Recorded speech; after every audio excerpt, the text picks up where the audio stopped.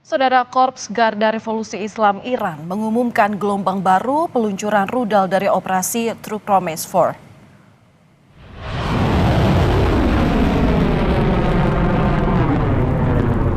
Kami kutip dari media Iran, Press TV menyebut Korps Garda Revolusi Islam Iran meluncurkan rudal sebagai balasan ke Amerika Serikat dan Zionis Israel. Media Iran juga menuliskan kantor Humas Korps Garda Revolusi Islam Iran mengumumkan serangan gelombang ke-37 pada Selasa waktu setempat.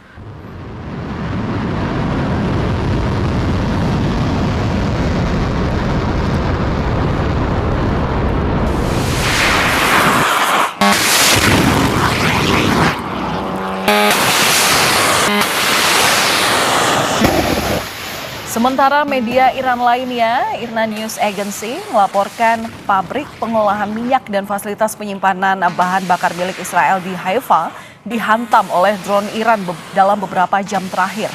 Jubir dari Markas Besar Pusat Khatam Al-Anbiya bilang serangan sebagai respons atas pemboman depot minyak Iran di Tehran dan Alborz.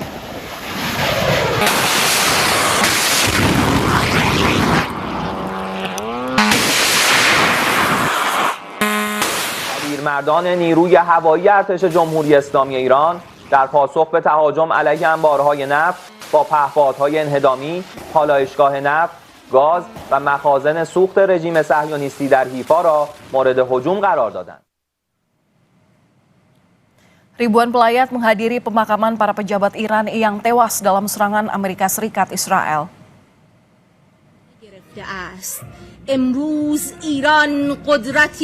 Prosesi pemakaman berlangsung di alun-alun Enghelab di ibu kota Iran, Tehran. Selama prosesi, pelayat sering meneriakkan slogan anti Amerika Serikat dan Israel. Hal itu sebagai respons atas kematian pejabat mereka yang dianggap akibat serangan dalam situasi geopolitik yang memanas.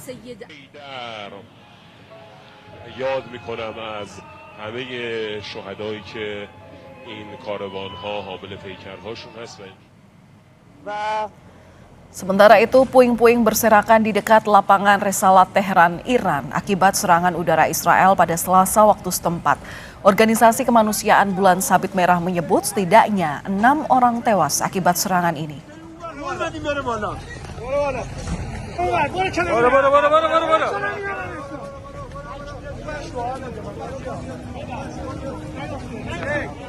Saudara, militer Israel melancarkan serangan ke kota Tabriz, Iran.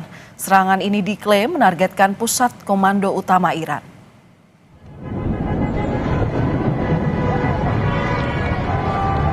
Asap tebal ini menyelimuti langit Tabriz setelah ledakan mengguncang kota tersebut. Ledakan ini menyebabkan sejumlah warga panik untuk menyelamatkan diri. Militer Israel melakukan serangan gabungan di Tehran dan Tabriz untuk menembus pertahanan Iran.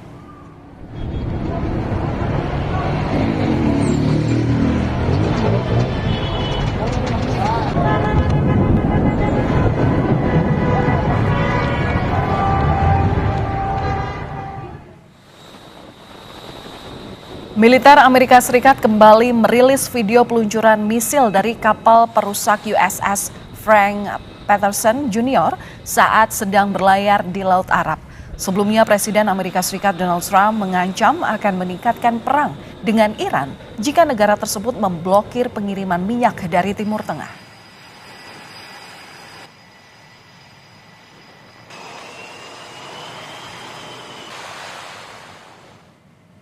Perang di Timur Tengah belum berakhir. Amerika Serikat, Israel, dan Iran justru saling berbalas serangan, adu kekuatan tempur. Jantung pertahanan musuh jadi target untuk dilumpuhkan. Memasuki pekan kedua, saling serang Iran dan Amerika Serikat masih sengit.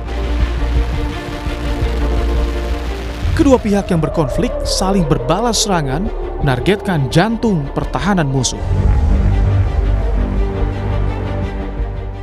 Militer Amerika Serikat mengincar peluncur rudal Iran serta kapal perang untuk melumpuhkan Teheran. Israel juga menyasar peluncur rudal yang dimiliki Iran. Presiden Amerika Serikat Donald Trump mengklaim perang melawan Iran akan segera berakhir. I think you could say it both. It's the beginning of building a new country, but they have no navy, they have no air force, they have no anti-aircraft equipment. It's all been blown up. They have no radar, they have no telecommunications, and they have no leadership. It's all gone. So, you could look at that statement. We could call it a tremendous success right now as we leave here. I could call it, or we could go further, and we're going to go further. But the big risk on that war has been over for 3 days. We wiped them out in the first 2 days. Sementara Iran sama sekali tak mengendorkan serangan ke pihak lawan. Rudal dan drone Iran dikerahkan lewat operasi True Promise War. Serangan Iran menghujani Israel dan pangkalan militer Amerika Serikat di Timur Tengah.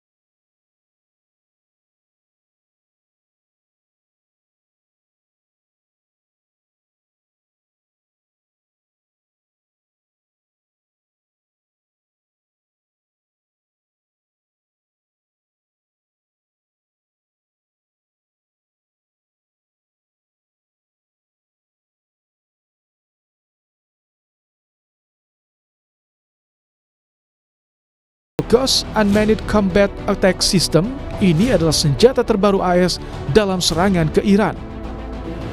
Wakil Menteri Luar Negeri Iran mengatakan konflik dengan Amerika Serikat dan Israel hanya akan berakhir jika ada jaminan agresi tidak terulang kembali. Wamenlu Iran juga menyebut keputusan penghentian perang hanya berada di tangan Iran. ما الان دست برتر رو داریم. ببینید اینها هر طرحی که کردن شکست خوردن. همین الان هم به اهداف خودشون نرسیدن. جمهوری اسلامی ایران خسارات سنگین و دردناکی رو به رژیم صهیونیستی و آمریکا و متحدانشون وارد کرده. شما وضع اقتصاد جهانی و انرژی رو شما ببینید، این بسیار برای اونها دردناک است. پس ببینید ما ضربات مهلکی رو وارد کردیم در این زمینه. پس ما در واقع اینجا دست برتر رو داریم و از این رو در واقع جمهوری اسلامی ایران پایان جنگ رو در واقع تعیین خواهد کرد. Amerika Serikat dan Iran kian sengit, saling unjuk kekuatan tempur, saling klaim perang panjang, hingga siapa penentu akhir perang-perangan. Perang panjang dan berlarut-larut berpotensi membuat dunia bergejolak. Sejumlah negara bersiap mengantisipasi dampak ekonomi akibat perang. Tim Liputan, Kompas TV.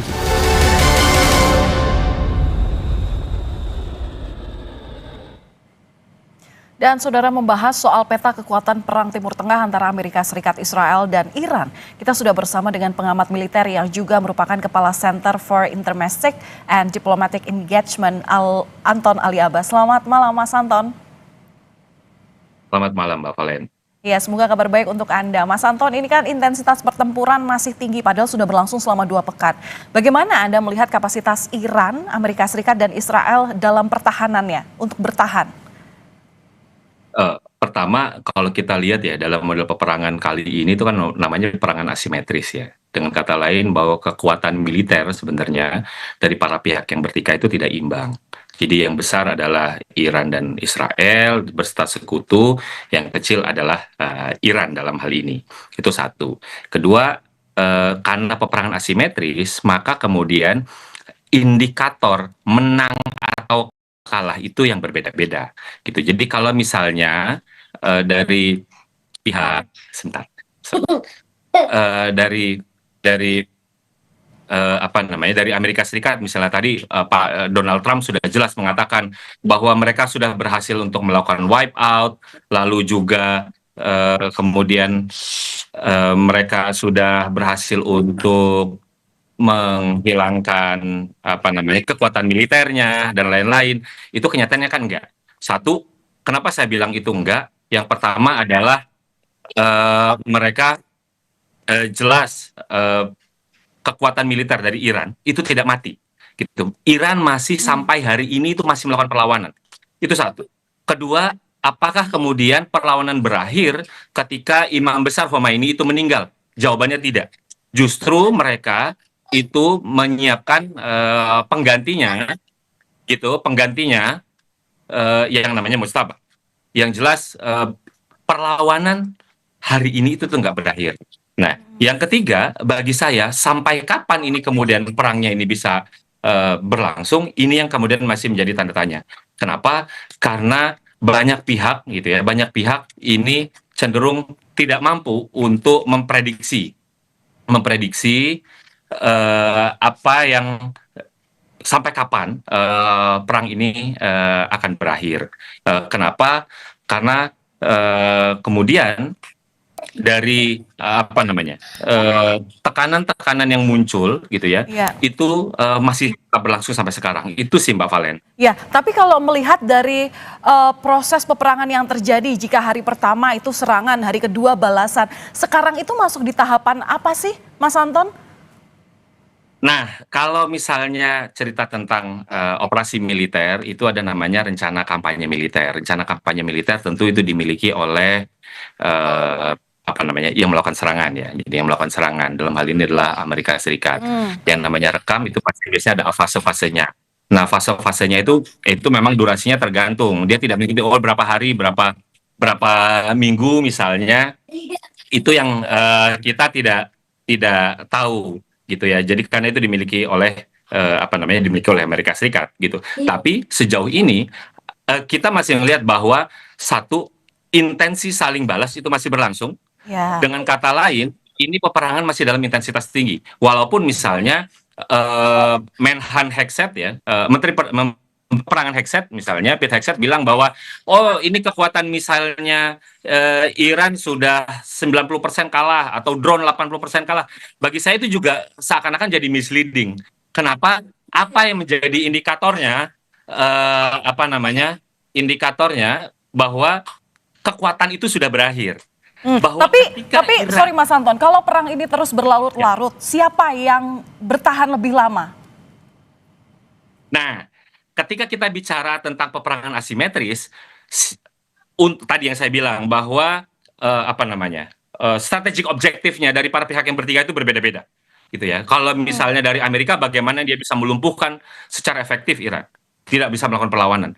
Tapi bagi Iran, selama dia bisa melakukan perlawanan, itu adalah bentuk kemenangan. Jadi Iran menunjukkan seberapa lama dia bisa resilient, itu adalah kemenangan dari Iran. Jadi Anda mau katakan bahwa yang bisa jadi penentu kemenangan adalah yang paling bisa melakukan penyerangan secara terus-menerus, atau gimana? Ya, jadi Iran walaupun misalnya hari ini cuma nyerang 1, nyerang 2, itu bagi Iran adalah bentuk kemenangan. Bahwa saya masih belum tunduk. Kan kemarin Presiden Donald Trump bilang dia minta unconditional surrender, yang itu impossible kata Iran. Enggak. Dan itu ditunjukkan gitu. Dengan serangan lawan. Pokoknya 1-2 hari pertama itu kan tunjukkan bahwa kita berhasil untuk melakukan wipe out pimpinan-pimpinan gitu. Tapi kan kenyataannya Anda bisa lihat bagaimana serangan drone, bagaimana serangan misil, itu kan angkanya sangat fantastis. Dan inilah bentuk resiliensinya Iran. Jadi Iran itu kan tumbuh dengan peradaban ribuan tahun gitu ya. Jadi Amerika itu baru berapa mulai peradabannya? 1700. Iran dari sebelum Masehi. Jadi peradaban Iran tuh terbangun kuat saat ini itu dengan peradaban yang sangat solid gitu. Jadi dia tidak akan mudah untuk hancur hanya dengan serangan 1-2 hari, 2 minggu, 3 minggu. Saya tidak yakin misalnya Amerika sudah menyatakan, ini kita akan menyiapkan perang 4-8 minggu. Akan selesai? Saya tidak yakin dengan itu. Baik. Terima kasih sudah berbagi analisa Anda di Kompas Malam Kompas TV, Mas Anton Ali Abbas, selaku Kepala Center for